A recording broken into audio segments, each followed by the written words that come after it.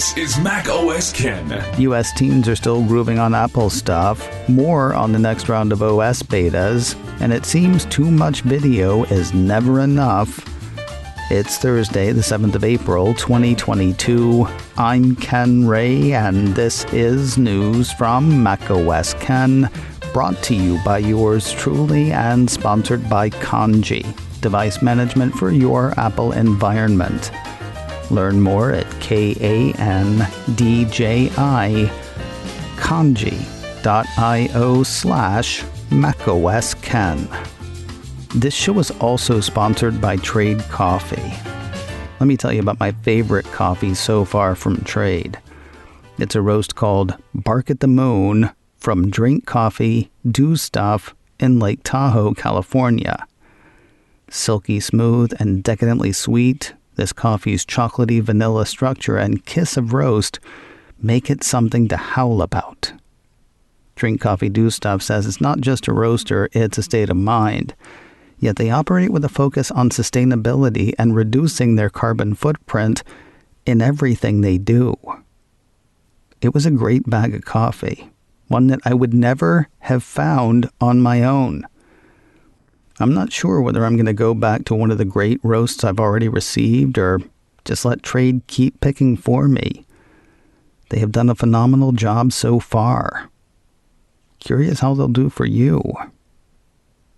Right now, Trade Coffee is offering new subscribers a total of $30 off your first order, plus free shipping, when you go to drinktrade.com/macOSKen. That is more than 40 cups of coffee for free.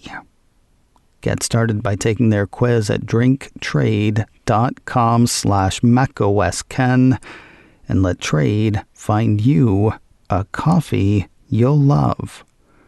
That's drinktrade.com/macOSKen for $30 off.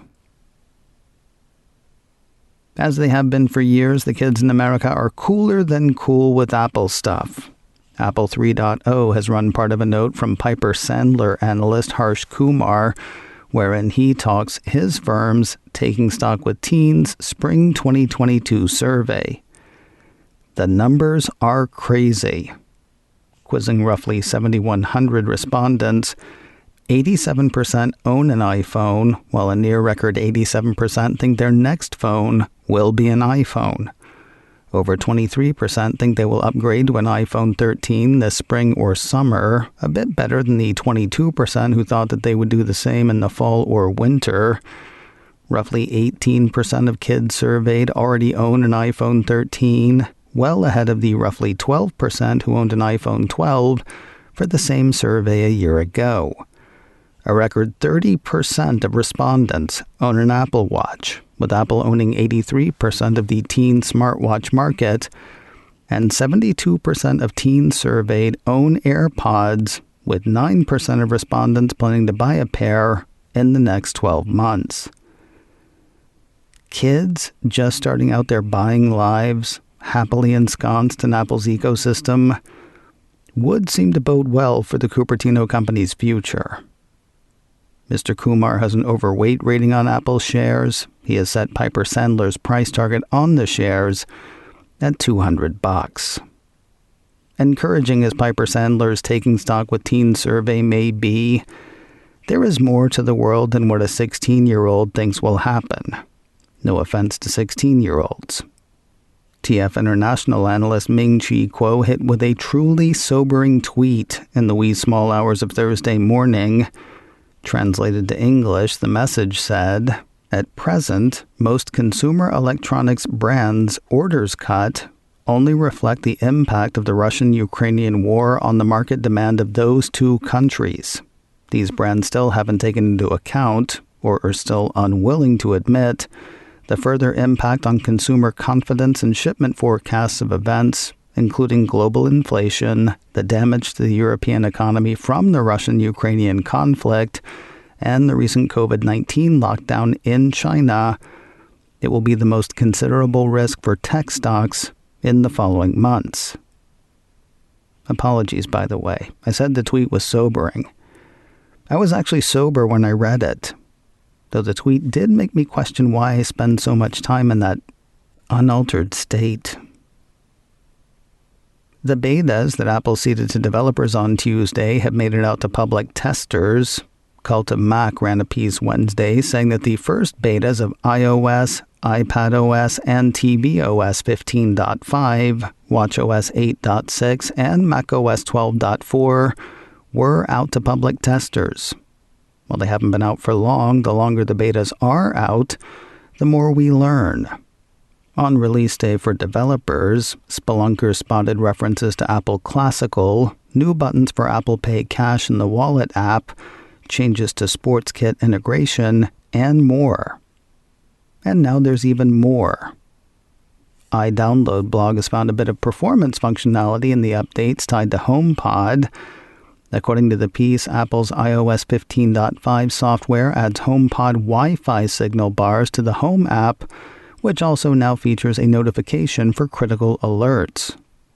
The first one's what it sounds like. For the first time, the Home app will show you the Wi-Fi signal strength for a HomePod or HomePod Mini. One would imagine you would know if the speaker's Wi-Fi connection was weak sauce, but now you'll actually really know. As for the critical alerts, those are similar to such alerts on things with screens, only without the screen. The piece explains that critical alerts are for truly important things like health alerts, weather emergencies, battery notifications, and so on. They break through Do Not Disturb on iPhone, but have not been turned on for HomePod. They can, or will be, in iOS 15.5. If that does not sound good to you, don't worry. Just like the standard notifications, the piece says the user must opt in to receive critical alerts in the Home app for HomePod. While critical alerts may be critical to the end user, it's right there in the name, a potentially bigger change has been spotted in the iOS 15.5 beta. 9to5Mac says the on-the-way update includes support for apps with external purchases to satisfy regulators. Bet it won't work. I mean, I'm sure the code's going to work, but satisfying regulators? I wonder. The piece says examination of the code shows Apple implementing an alert that will show up when the user opens an app that offers external purchases for the first time. They've also spotted another alert that should present when someone deletes an app with the possibility of external purchases. That alert reminds folks that it may not be possible to manage purchases and subscriptions through the App Store on those applications. You know, I see no way that this could go wrong at all. No word on when iOS 15.5 will be out to John and Jane user. If you want to get on the beta fun, though, beta.apple.com is the place to go. Remember, though, beta testing is suggested for spare or developer machines only. Running them on mission-critical machines could bring shame upon your house and ruin upon the nation. Okay, not really, but it could hose your machine. More news in a moment, but first a word from Kanji, device management for your Apple environment. Managing your Mac or iPhone can be fun. Managing a couple for other people can be challenging. Managing Macs, iPhones, iPads, and Apple TVs for a whole office or set of offices? That is too much for you, but not too much for Kanji. With Kanji, new Apple gear can be ready for your workforce quickly and easily, with all the apps and settings they need, thanks to Blueprints. Blueprints let you easily assign the right apps, security controls, and automations to each device based on team, department, or location. Devices managed with Kanji keep themselves secure. Apps are patched, operating systems are updated, and security controls are enforced without active management from admins. And of course, Kanji keeps those blueprints. If an app is uninstalled or a setting changed, the Kanji agent detects it and fixes it, saving you time and trouble. Go to kanji.com kanji.io/macOSKen for a free demo and trial. That's KANDJI, kanji.io/macOSKen.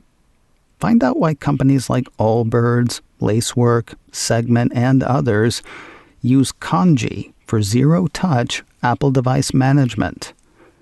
KANDJI, again, that is kanji.io/macOSKen.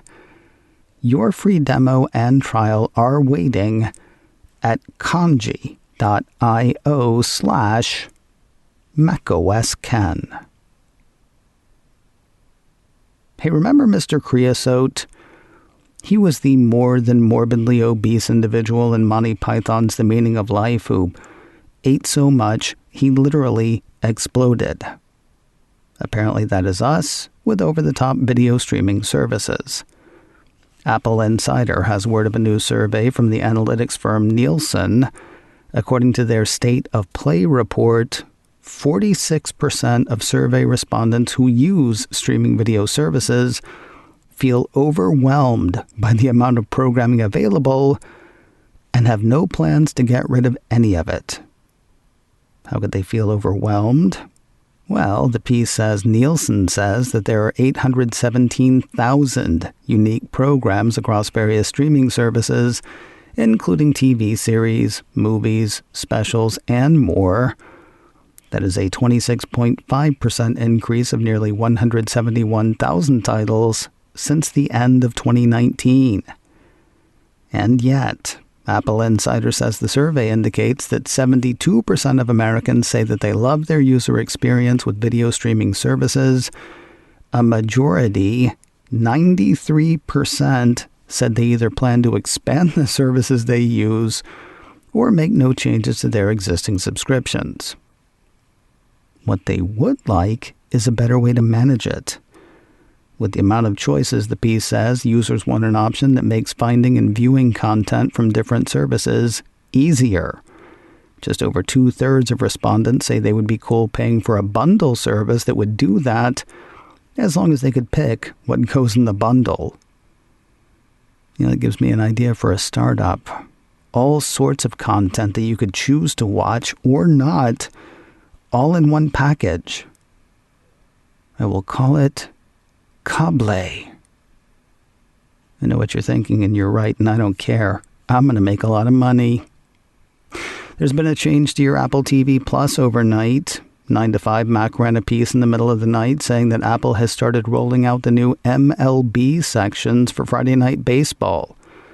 First pitch for Apple TV Plus is tomorrow, Friday, the 8th of April, with the Mets and the Nationals taking the field at 6:25 p.m. Eastern, 3:25 Pacific. Game 2 of Friday's doubleheader sees the Angels host the Astros, with coverage scheduled to start at 8:55 Eastern, 5:55 way out west. And finally today, I'm having trouble squaring my emotions on this one. Apple issued a press release Wednesday announcing a second season order for the Adam Scott-led dystopian workplace drama, Severance. I love this show, and I am really bummed that it's been picked up for a second season. Somewhere along the way, I got the impression that it was a limited series, one and done, if you will. I even held off watching last week's episode, planning to watch the penultimate and the series finale in one night. I was looking forward to a story with an ending. I really want resolution for these characters. Maybe someday. For now, though, Apple TV Plus has announced an order for Season 2 of the show. Director and executive producer Ben Stiller is quoted in the release saying it's really exciting to see the response from people who are loving the show and the level of engagement. It has been a long road bringing Severance to television. I first read the pilot over 5 years ago. It has always been a multi-season story, and I'm really happy we get to continue it. Yeah, me too, I guess. Season 1 of Severance ends tomorrow on Apple TV+.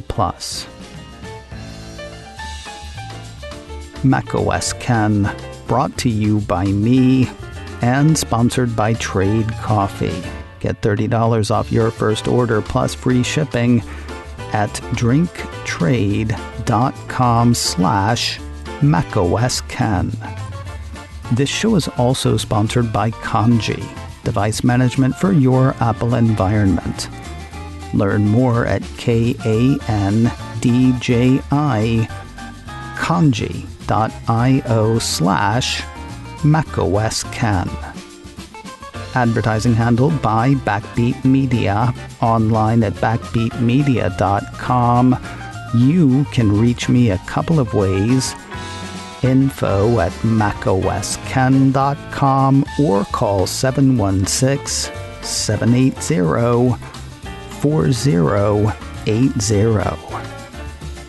Until next time, that is news from macOS Ken. I'm Ken Ray.